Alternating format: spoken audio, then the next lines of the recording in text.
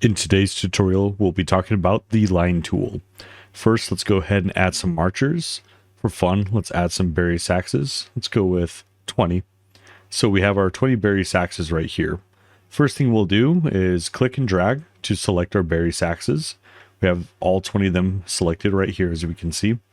And let's go ahead and select the line tool. This little line up here. Awesome. So first we have a tooltip that shows up where we control click to add segments, click to lock, and click again to move the marchers. And then we have a few little options over here, and we'll talk about those in a second. But first, let's do the basics. We click our first spot, and as we can see the paths that the marchers will take. And then we click the second spot, and then we click again, and we have our line. Awesome. From there, we can go ahead and shape it how we want, use all the tools to rotate it, do a pinwheel. But there's more options with the line tool, actually. The line tool is very powerful. It can do several things. First of all, if I hold down Control as I click, it creates points. So that way we can draw out shapes. Now I have this fun little shape here. There they are. With that, we can also see their spacing. So as you can see, the tooltip right here shows that they're at 1.91 steps spacing. Change that over to 2.77, etc. So if you have instruments like bass drums and you don't want them to have small spacing, you can go ahead and check up there and make sure that the spacing is good. Next, we have move by. Right now it's in closest, so it does its best to find algorithms to move the closest. For instance, it would make sense for berry sax 16 to move right there, berry sax 20 and 19 to move over there. That's the optimal path. There's no collisions if we go right there. However, let's say we want to make a follow the leader.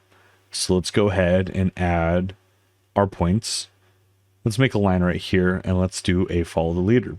Sometimes with the line tool, let's say you're building a follow the leader and you want to go over here.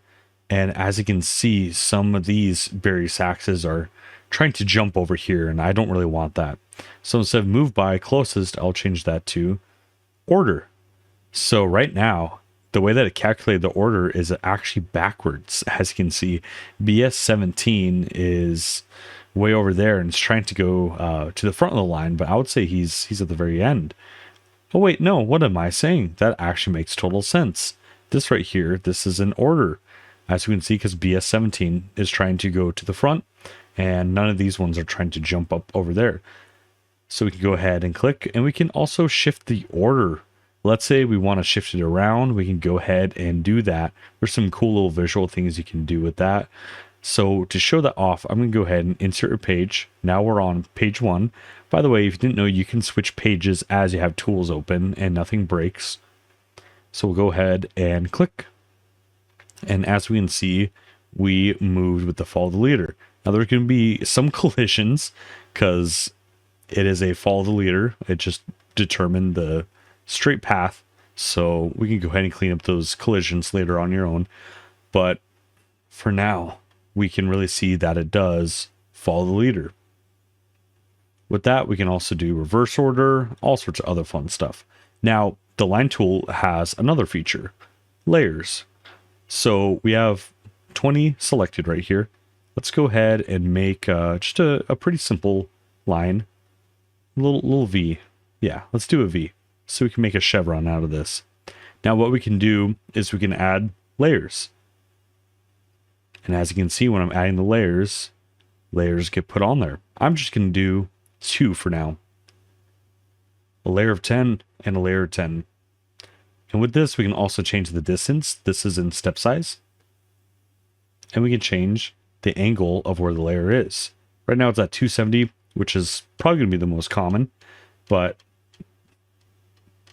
let's say we want it in front instead. We can do that. We can also put it to the left or to the right.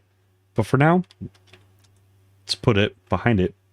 When we click, let's get rid of that. We now have our 2 layers. We have our chevron. And this can work even if you don't have the right number of marchers. So let's say I'm going to only grab 19 instead of 20.